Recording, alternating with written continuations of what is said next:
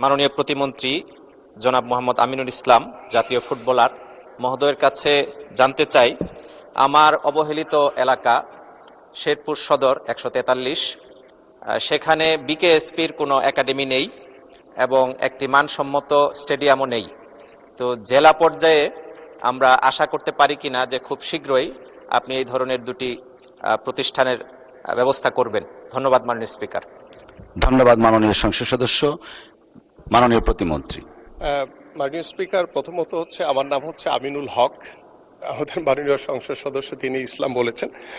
আমি যে বিষয়টি ইতিমধ্যে আপনাদের সামনে উপস্থাপন করতে চাই যে আমাদের নির্বাচনী যে ইশতেহার এবং আমাদের যে পরিকল্পনা রয়েছে, আমরা তৃণমূল পর্যায় থেকে খেলাধুলাকে ছড়িয়ে দেওয়ার জন্য ইতিমধ্যে আমাদের মাননীয় প্রধানমন্ত্রীর নির্দেশন অনুযায়ী আমরা কিন্তু কাজ শুরু করেছি এবং ইনশাআল্লাহ আগামীকালকে আমাদের যে প্রথম যে নির্বাচনী ইশতেহারে যে খেলাধুলাকে পেশা হিসেবে প্রতিষ্ঠা করার লক্ষ্য নিয়ে আমরা বাংলাদেশের জাতীয় সকল ক্রীড়াবিদদেরকে বেতন কাঠামোর আওতায় এনে তাদেরকে ক্রিয়া ভাতা প্রদান করতে যাচ্ছি। ইনশাআল্লাহ আগামীকালকে এটি শুভ উদ্বোধন হবে এবং ক্রিয়া কার্ড এবং আমাদের জাতীয় বীরদেরকে যারা বাংলাদেশের জন্য সম্মান বয়ে নিয়ে আসবে তাদেরকে আমরা সর্বোচ্চ সম্মান দিতে চাই। সেই লক্ষ্য নিয়ে আগামীকালকে আমাদের সেই জাতীয় ক্রীড়াবিদদেরকে সংবর্ধনা অনুষ্ঠানও সংবর্ধিত করা হবে তাদেরকে।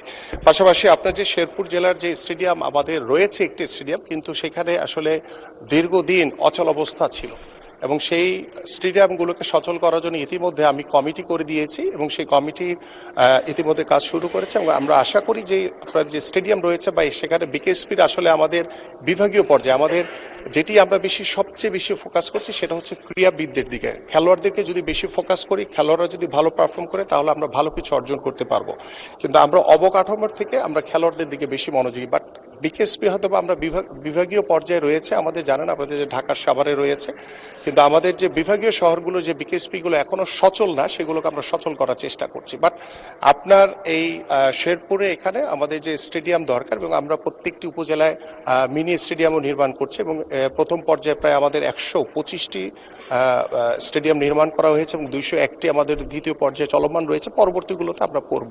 তো আপনার যে শেরপুরে যেটি রয়েছে, আমি আমার যে মন্ত্রণালয়ে যারা দায়িত্বপ্রাপ্ত রয়েছে তাদের সাথে কথা বলে ইনশাআল্লাহ এটি দ্রুতই সমাধান করার চেষ্টা করব ইনশাআল্লাহ।